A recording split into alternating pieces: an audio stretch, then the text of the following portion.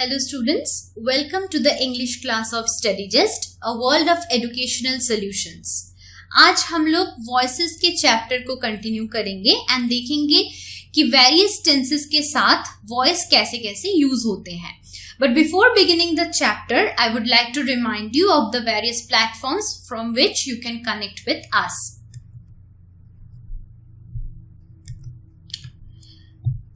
Do subscribe to our YouTube channel in order to gain more study related videos. Like us on Facebook, join our Telegram channel, follow us on Instagram and join our WhatsApp community using this number given here below. You can also log into this website www.studygist.in in order to gain more information about us. As you can see here, our YouTube channel looks like this. Do like, share and subscribe our videos. And our Facebook page looks like this. Do like us on Facebook for more materials from us. Now continuing our lesson of voices.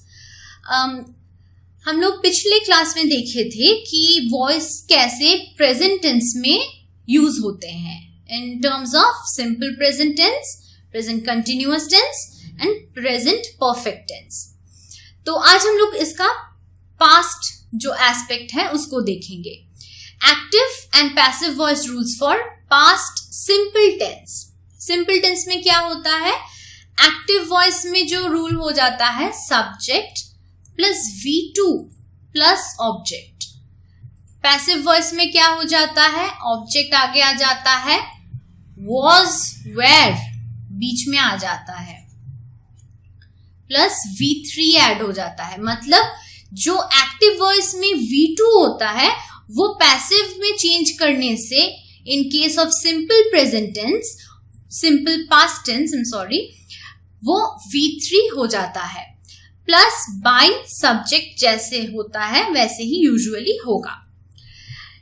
तो अगर negative में देखेंगे तो क्या होगा? Subject plus did not. Did क्यों? क्योंकि ये सिंपल पास्ट टेंस समझा रहा है. Did not plus V1 plus object. अगर इसको ही पैसिव में देखेंगे तो क्या होगा? Object plus was, were plus not plus V3 plus subject.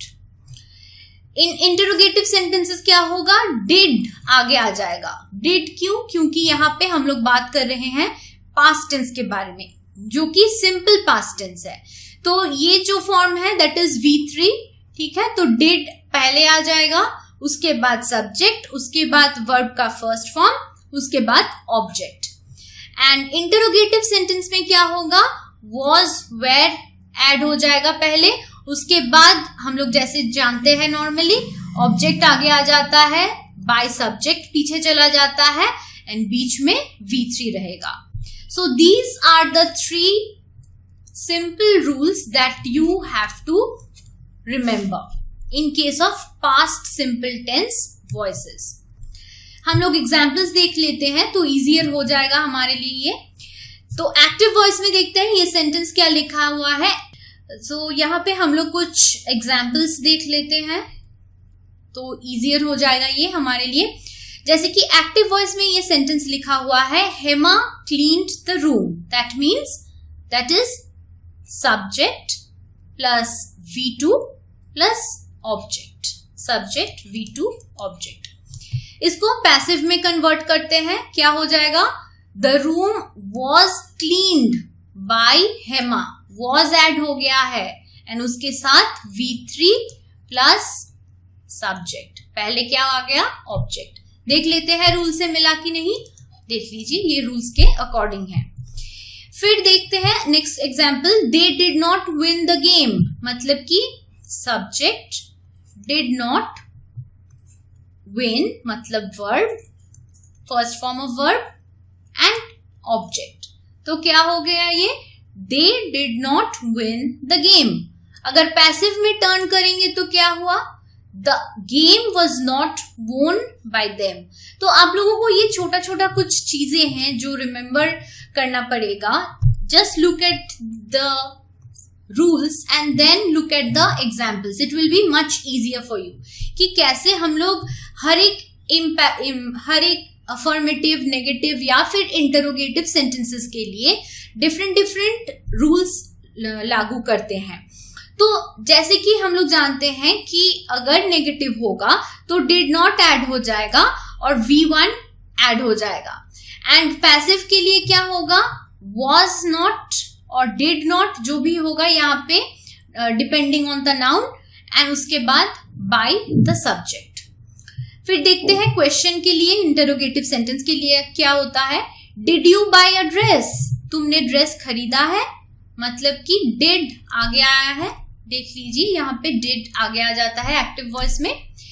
You मतलब कि यहाँ पे सब्जेक्ट जो है, सब्जेक्ट, बाय मतलब वर्ब, अड्रेस ऑब्जेक्ट।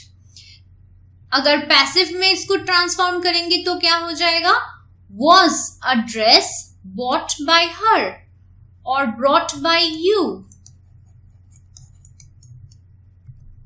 ठीक है, तो सेम देखिए was है, उसके बाद ऑब्जेक्ट, फिर V3 प्लस सब्जेक्ट। ठीक है, just remember the rules and you will be good to go in the error detection part. Next देखते हैं for past continuous tense voices के रूल्स क्या क्या है। एक्टिव वॉइस के फर्स्ट रूल जो है अफर्मेटिव सेंटेंसेस के लिए वो है subject plus was were plus V1 plus ing plus object. अब इसको मतलब हम लोग कैसे याद रखेंगे, इसको हम लोग ऐसे याद रखेंगे कि was were ऑब्वियसली यूज होगा क्योंकि ये पास्ट है। ठीक है, पास्ट के लिए was were, was for singular, were for plural हो गया। और कंटिन्यूटी समझाने के लिए हम लोग always V1 plus ing use करते हैं कंटिन्यूटी को समझाने के लिए। ठीक है, तो कंटिन्यूटी हम लोग समझा रहे हैं पास्ट टेंस में, तो इसीलिए V1 plus ing plus object. Passive voice में सेम हो रहा है, ऑब्जेक्ट बस आगे आ जाएगा, object plus was were plus being plus V3 by subject. तो यहाँ पे चेंज क्या हुआ है, being। As I have already told you in the class of present tense, present continuous tense में भी ये केस होता है कि being ऐड हो जाता है, क्योंकि being जब हम लोग वर्ब के साथ ऐड करते हैं वो भी कंटिन्यूटी ही समझाता है। तो पैसिव वॉइस में being ऐड करना बहुत इंपॉर्टेंट है in terms of past continuous tense also. Negative में क्या होगा, ये सेम रूल रहेगा, सब्जेक्ट was were, बीच में बस not ऐड हो जाएगा। यहां पर भी सेम रूल रहेगा लेकिन not ऐड हो जाएगा। और इंटरोगेटिव सेंटेंसेस के लिए was were पहले आ जाता है, फिर उसके बाद सब्जेक्ट, फिर V1 plus ing plus object. And in case of passive voice was were पहले आएगा, उसके बाद ऑब्जेक्ट, उसके बाद being plus V3 plus subject by subject. देखते हैं कुछ examples. He was drinking tea, past में वो कर रहा था, मतलब कि कुछ ड्यूरेशन के लिए वो चल रहा था। He was drinking tea, तो यहाँ पे सब्जेक्ट है he, was drinking मतलब पास्ट कंटिन्यूअस जो वर्ब है, and T verb plus ing मतलब ड्रिंकिंग, एंड टी जो है वो ऑब्जेक्ट है। इसको अगर पैसिव में कन्वर्ट करेंगे तो क्या हो जाएगा, ऑब्जेक्ट आगे आ गया है, T was being drunk by him. Similarly, in case of negative sentence, she was not watching a movie. मतलब कि subject plus was plus not plus V1 plus ing plus object. उसको अगर कन्वर्ट करते हैं तो क्या हो जाता है, a movie was not being watched by her. मतलब कि पहले ऑब्जेक्ट आता है, उसके बाद was या फिर where आ जाता है, फिर not plus being plus V3 plus subject. देखिए यहाँ पे पूरा रूल फॉलो कर रहा है। सिंपली यहाँ पे सिमिलरली हम लोग देखते हैं इंटरोगेटिव सेंटेंसेस के लिए क्या पता है कि वेयर वॉज ये आ जाता है डिपेंडिंग ऑन द सिंगुलैरिटी और प्लूरैलिटी ऑफ द नाउन। तो क्या हुआ यहाँ पे, where you reciting the poem, you के पहले ऑलवेज वेयर या फिर आर ये यूज होता है। तो where you reciting the poem, अगर हम लोग इसको पैसिव में कन्वर्ट करें तो यू जो सब्जेक्ट है लास्ट में चला जाएगा, पोएम जो ऑब्जेक्ट है वो आगे आ जाएगा। तो was the poem being recited by you, being add हो गया। ठीक है, ये कुछ सिंपल से एग्जाम्पल्स हैं फॉर पास्ट कंटिन्यूअस टेंस। अब देखते हैं पास्ट परफेक्ट टेंस के कुछ रूल्स जो है। फर्स्ट, अफर्मेटिव सेंटेंसेस के लिए subject plus had, past perfect हम लोग बोल रहे हैं, मतलब कि जो एक्शन है, जो वर्ब है वो ऑलरेडी खत्म हो चुका है, it has been completed in past for some duration of time. तो subject plus had plus V3 plus object, and अगर उसको हम लोग पैसिव में करेंगे तो क्या होगा, object plus had been plus V3 plus by subject, ये है फॉर्मूला। सब्जेक्ट अगर नेगेटिव हो, अगर सेंटेंस नेगेटिव हो, तो जैसे कि हम जानते हैं कि एफर्मेटिव सेंटेंस का ही रूल रहता है, बीच में बस ये नॉट ऐड हो जाता है। तो subject had not plus V3 plus object, यहाँ पे पैसिव में object plus had plus not plus been plus V3 by subject. ये हैड नॉट बीन जो है ये यहाँ पे इंपॉर्टेंट है, याद रखने वाली चीज है, ये यू हैव टू मेमोराइज।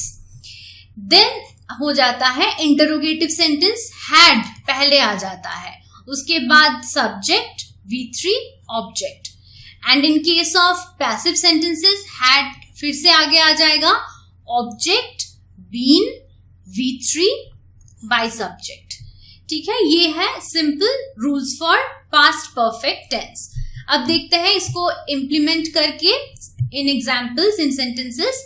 पहला सेंटेंस है she had eaten her lunch, मतलब कि subject plus had plus V3 plus object. देखिए यहाँ पे हर एक जो क्वेश्चन है, यहाँ पे हर एक जो फॉर्मूला का एस्पेक्ट्स है वो सब यहाँ पे अप्लाई हो रहा है। She plus had plus V3 plus object, हम लोग इसको पैसिव में कर देते हैं। लंच मतलब ऑब्जेक्ट आगे आ गया, हैड बीन ऐड हो गया, बाय सब्जेक्ट, एंड यहाँ पे क्या है, वर्ब।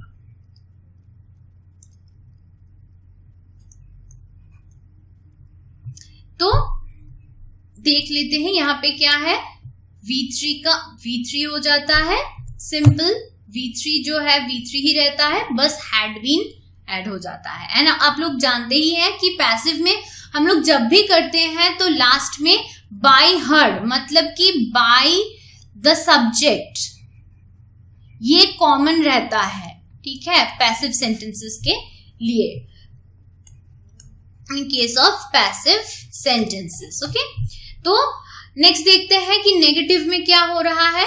नेगेटिव में Riddhi had not received the parcel, तो अगर हम लोग इसको पैसिव में कन्वर्ट करेंगे तो क्या होगा, the parcel had not been received by Vidhi. तो हैड नॉट मतलब कि उसने अभी तक नहीं पाया है पार्सल को, रिसीव नहीं किया है। नॉट मतलब नेगेटिविटी समझा रहा है। देख लेते हैं एक बार जो फॉर्मूला है, हैड नॉट बीन, यहाँ पे देख लीजिए, had not been V3 plus subject, and यहाँ पे ऑब्जेक्ट आगे आ गया। ठीक है, फिर देखते हैं लास्ट जो इंटरोगेटिव सेंटेंस है, had they caught the thief, had आगे आ गया है, दे मतलब कि subject, V3 object, had they caught the thief question mark. Passive में देखते हैं, had the thief been caught by them, been यहाँ पे ऐड होता है जैसे कि हम लोग जानते हैं, ऑब्जेक्ट के बाद बीन, फिर V3 plus by the subject. ये हो गया आपका पास्ट परफेक्ट टेंस में कैसे वॉइसेस रूल्स लागू होते हैं. Thank you for joining me in this session. I will continue with the future aspects of the voices in the next class. Thank you for joining me.